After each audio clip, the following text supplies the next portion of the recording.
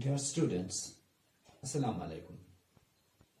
Today I am going to deliver a topic on subject zoology for class 11th medical of Boys Higher Secondary School, Kalamabad.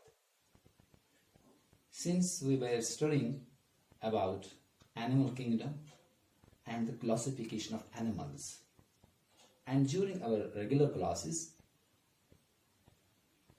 we have completed the classification and characteristic features of animals up to the phylum Arthropoda.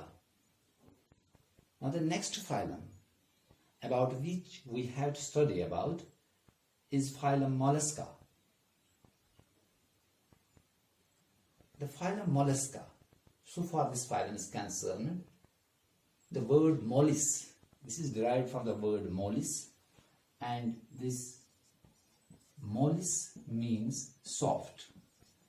So this phylum includes the soft-bodied animals. And the phylum Mollusca, these soft-bodied animals, they constitute the second largest phylum after phylum Arthropoda and includes almost about 1 lakh living species. Also, these animals show an organ system level of organization, and they are triploblastic and bilaterally symmetrical. And I hope you may remember about the triploblasty. That means in which the body cells or all the organs of the body are derived from the basic germinal layers during the gastrula stage of embryonic development.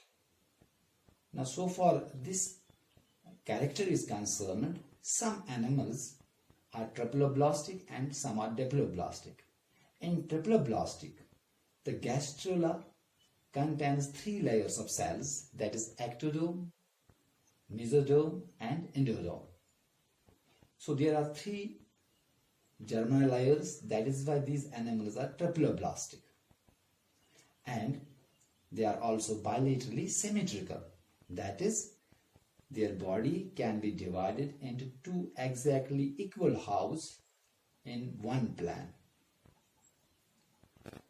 The next character of this phylum is that they may be aquatic. So far their habitat is concerned. They may be aquatic or terrestrial. If aquatic, they have a capacity to adapt for both marine and freshwater environments. And if they are terrestrial, then they are mostly found in moist places. Another characteristic of this phylum is that the organisms of this phylum, the members of this phylum, have a characteristic feature is that their body can be divided into 3 distinct parts, that is head, muscular foot and a visceral hump. Now, so far this visceral hump is concerned, this visceral hump is covered by a spongy layer of skin which is called mantle, and the space between the mantle and the visceral mass is called mantle cavity.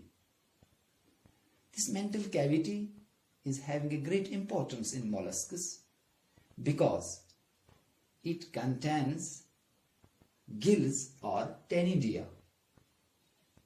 These gills or ctenidia serve for both functions, that is respiratory function as well as excretory function. Another characteristic feature, an important feature of this phylum Mollusca is that they have an open type of circulation as against we people, chordates, in which there is closed type of circulation. That is, in closed type of circulation, the body fluid, that is blood, it circulates within the blood vessels and heart, while as in open type of circulation, the blood is free to flow. There are no blood vessels. The blood or the body fluid directly bathes the organs and tissues. And the most important thing is that the body fluid or blood, which we call as blood, contains an oxygen transporting molecule. In case of human beings, we know we have the oxygen transporting molecule hemoglobin. Hemoglobin or Hb is the oxygen transporting molecule in animals like chordates or mammals. But in case of these molluscs, the oxygen transporting molecule is called hemocyanin. Now this hemocyanin contains the central molecule copper as against the hemoglobin, where the central molecule is iron.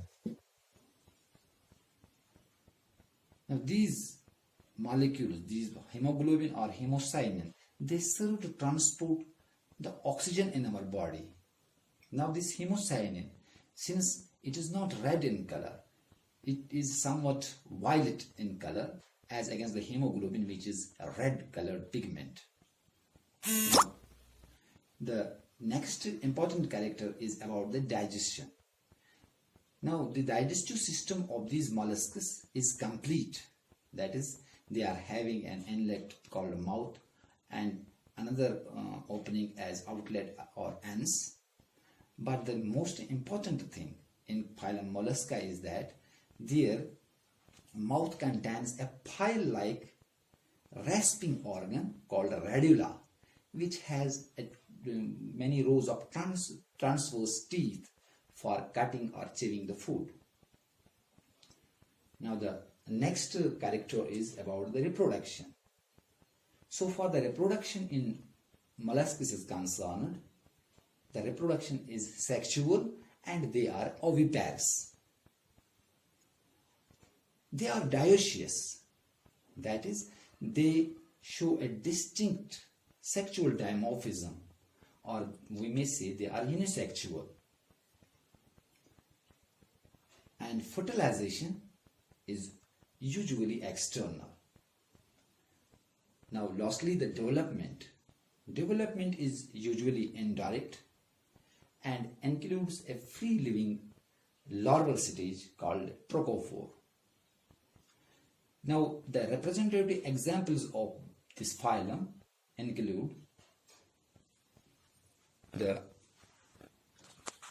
most important is apple snail, as you can see here, which is also called a pila, the apple snail. The another example, most important example, is octopus, which is also called as devilfish. And another important example called the sepia, which is also known as cuttlefish. In addition to these examples, we have many more examples like loligo, which is also called the cicad, and another is pink todda or the pearl oyster, and yin, etc. Now this was a short topic about the phylum Mollusca, and the next topic which we are going to study about the echinodermata, and hope that this topic will help you people in studying, and I recommend you to study the texts as well, and this written material will be provided separately. Thanks.